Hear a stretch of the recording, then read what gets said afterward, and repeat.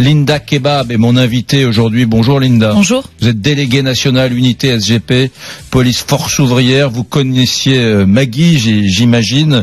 Vous avez juste au niveau des informations, vous avez peu d'informations supplémentaires sur ce qui l'a conduite à ce geste. Je sais qu'elle a laissé une lettre. Vous en savez quelque chose? Alors d'abord, et c'est la raison de notre présence et de ma présence ici, c'est rendre hommage à Maggie, présenter nos condoléances à ses amis les plus proches, à ses collègues les plus proches, à sa famille, ça va de soi.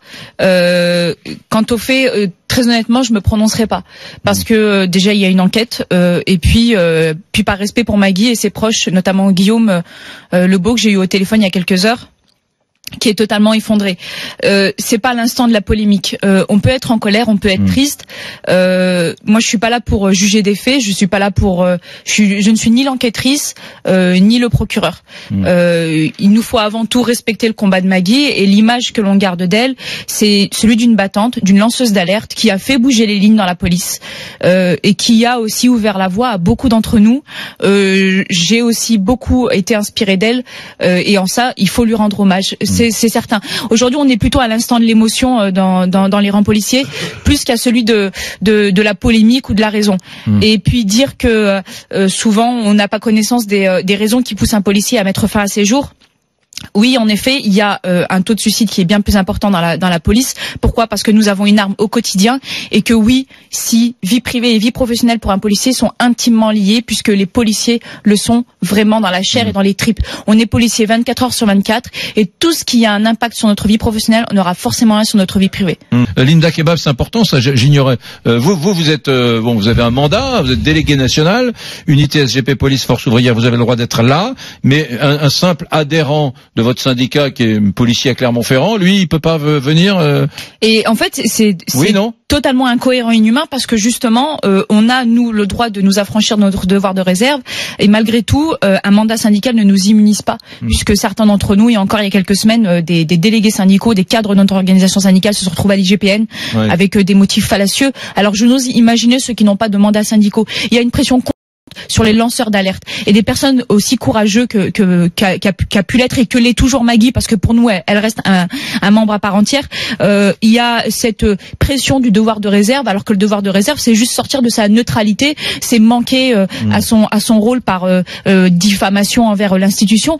Mais en quoi est-ce qu'elle a diffamé? En quoi est-ce qu'elle a manqué à son devoir de réserve? Elle n'a fait qu'alerter sur des réalités. Voilà, Castaner, ministre de l'Intérieur, Linda Kebab, déléguée nationale unité SGP police force ouvrière, Linda Kebab. C'est bon là, ça va.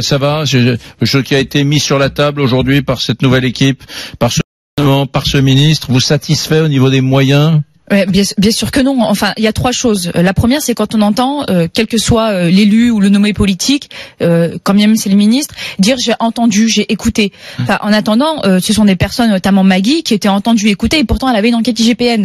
Et c'est cette enquête IGPN, elle fait suite à sa parole, à sa vérité.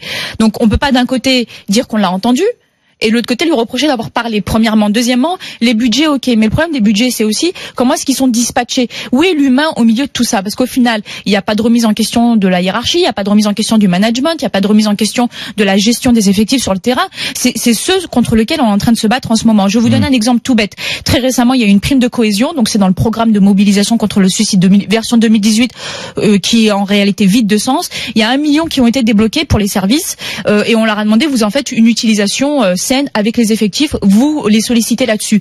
Il y a des services qui ont fait une journée de cohésion, une journée paintball, enfin toutes ces petites choses qui permettent aussi de créer de la cohésion, de remettre de l'humanité.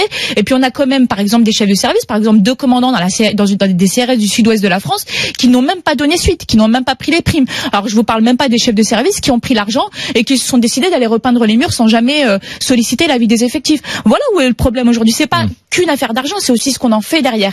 Il y a un vrai problème managérial, il y a un vrai problème hiérarchique. Vous parlez du programme contre le suicide version 2018. Je vais vous donner aussi une incohérence dans ce programme.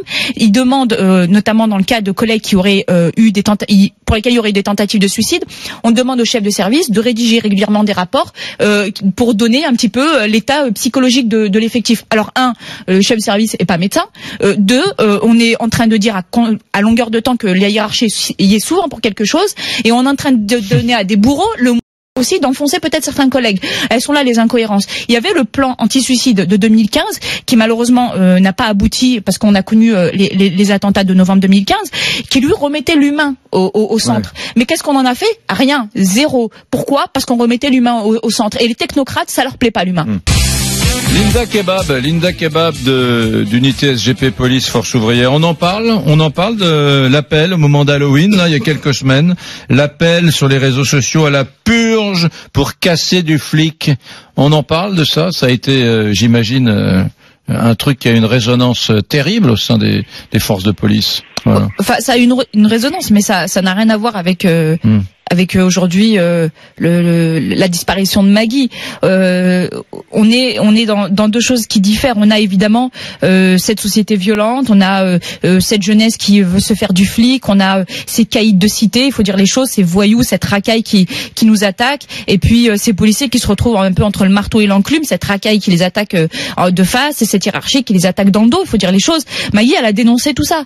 Elle a dénoncé tout ça et elle a porté sur ses frêles épaules un combat pour dénoncer l'insécurité dans les quartiers et l'absence d'écoute de la part du haut de notre administration. C'est intéressant parce que j'ai la même opinion que vous. Quand vous commencez votre réponse en disant ça n'a rien à voir, c'est ma perception. Je connais pas la réalité. Mais on se suicide pas pour cet appel à la purge. Oui. On se suicide pour un tout. Ouais. Et c'est pas une envie de mourir, c'est une envie de quitter la vie parce qu'on se rend compte quand on s'engage dans le milieu associatif et notamment l'engagement très très lourd à porter de Maggie, qui est celui d'être lanceur d'alerte dans la police nationale, ça veut dire qu'on a beaucoup d'empathie. Et l'empathie, c'est beaucoup de charge émotionnelle et ça on l'oublie. Maggie était avant tout un humain. Elle est un humain. Et ça on l'oublie, ce n'est pas seulement qu'une policière. Je vous ai interrompu parce que j'ai le sentiment, je me trompe peut-être, que le manque de soutien, que par exemple, le manque de soutien, ça l'a touché, enfin elle, bon, on va pas supputer, mais ça touche davantage un policier que la question de la violence urbaine. La violence urbaine, il est là pour ça, même si c'est dur, même si elle se renouvelle, elle est plus féroce aujourd'hui qu'il y a 10 ans. Bon, mais la question du manque de soutien de la hiérarchie, de la suspicion permanente, c'est-à-dire pourquoi avez-vous sorti votre arme de service? Il y aurait eu d'autres possibilités. Ça, j'ai l'impression que ça affecte davantage les policiers. Mais bien sûr, c'est d'autant plus difficile quand ça vient de votre camp, que vous soyez attaqué par des voyous. Évidemment que les policiers sont choqués, notamment quand ils arrivent en région parisienne, puisque beaucoup de policiers sont issus de province. Mais ce qui est plus dur, c'est quand vous rentrez à la base et que vous n'êtes pas soutenu par votre hiérarchie, vous n'avez aucun soutien psychologique, qu'on vous demande du chiffre, que lorsque vous vous êtes pris des coups ou une machine à laver sur la voiture, par un instant il y a un moment de débrief ou de soutien psychologique ou émotionnel de la part de la hiérarchie. C'est ça le plus dur. C'est pas de recevoir un coup, c'est de pas être soutenu par ceux qui sont de votre camp. Oui. Moi, je pense pas que la police française soit particulièrement contrôlée. Elle est plutôt moins que la police anglaise, moins que la police danoise, par exemple, là où il y a des formes externes. Pas d'accord avec ça, Linda Kebab? Mais enfin, on est le métier le plus contrôlé de France. Vous rigolez quoi?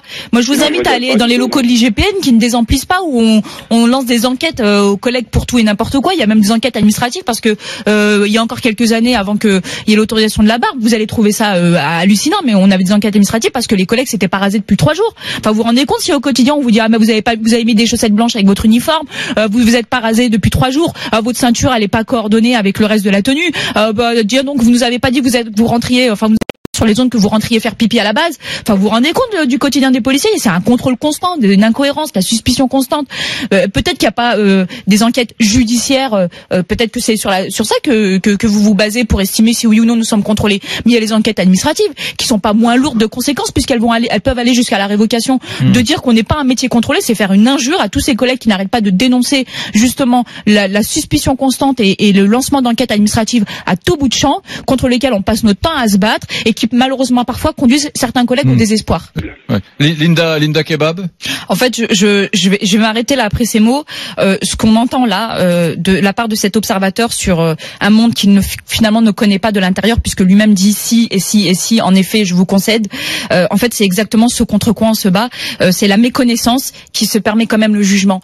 Et ça, les policiers le vivent très mal parce que juger quelque chose quand on n'en est pas, quand on ne connaît pas, quand on ne le vit pas, c'est apporter finalement son opinion. Et là, on fait montre de beaucoup de subjectivité. Retrouvez toute notre actualité sur videopolice.com, la chaîne YouTube d'Unité SGP Police.